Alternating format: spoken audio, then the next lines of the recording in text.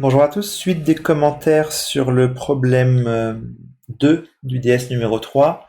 Donc on vient de faire l'étude de F et G et on va identifier la restriction de F à R+, comme étant bijective. Donc ça c'est simplement continuité et stricte monotonie, à nouveau le théorème de la bijection à utiliser. Et on va essayer de faire une étude de sa bijection réciproque. Alors, comme précédemment, ce qu'il faut bien avoir en tête, c'est que si f est bijective quand on la restreint à R+,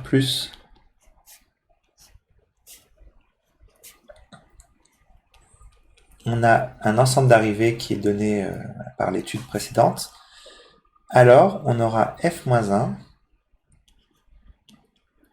qui sera défini sur 1 plus l'infini. Ça, c'est important parce que pour le tracer plus tard, on est sur 1 plus l'infini ici. J'ai vu trop de tracés qui débordaient. Donc, notre fonction f fait ça.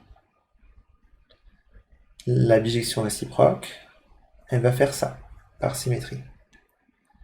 Mais surtout, si f tombe entre 1 et plus l'infini, f-1 n'est défini que sur 1 plus l'infini. Donc là, le minimum avait été calculé comme étant 1 pour f. f-1 sera donc défini sur 1 plus l'infini, et pas ailleurs. Donc ça, c'est vraiment très important de le garder en tête. La valeur, par exemple, en 1, c'est tout simplement l'inversion de f de 0 égale 1. Ça donne f-1 de 1 égale 0. Ensuite, c'est assez standard. La dérivabilité. Il y a le théorème de dérivabilité. Donc là, on a un endroit où la dérivée de f s'annule. Donc il faut bien identifier que ça donne un endroit où f-1 va être non dérivable. Donc f-1 n'est pas dérivable en 1, donc elle est bien définie sur 1 plus l'infini fermé, mais dérivable sur 1 plus l'infini ouvert. Voilà, donc l'intervalle de dérivabilité, là c'est 1 plus l'infini, où 1 est exclu du fait de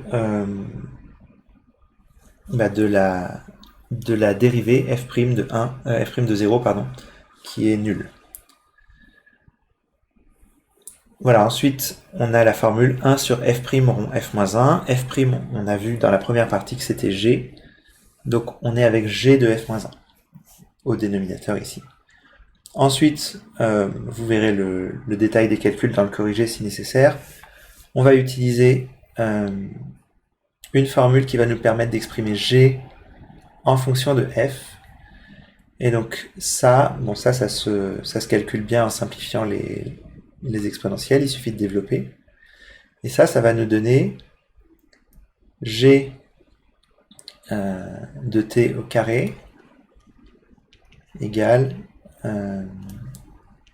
f de t au carré moins 1. Et ensuite, le jeu, c'est de remplacer le t à l'intérieur par f-1 de x. Donc le t qui est là, ça va être lui qui va jouer le rôle de notre f-1 de x. Et donc là, on va avoir g de f-1 de x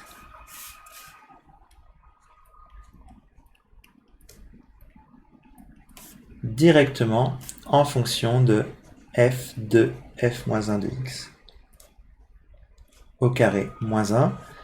Ça, c'est g au carré. Quand je veux g, je prends la racine carrée. Attention, il peut y avoir un plus ou un moins devant. Il y a un plus parce que ici, on est dans le domaine où les valeurs de g sont positives. Donc ça aussi, quand vous prenez la racine carrée, il ne faut pas le faire trop rapidement. En général, quand vous êtes arrivé jusque-là, vous êtes au courant aussi que c'est plus ou moins racine carrée.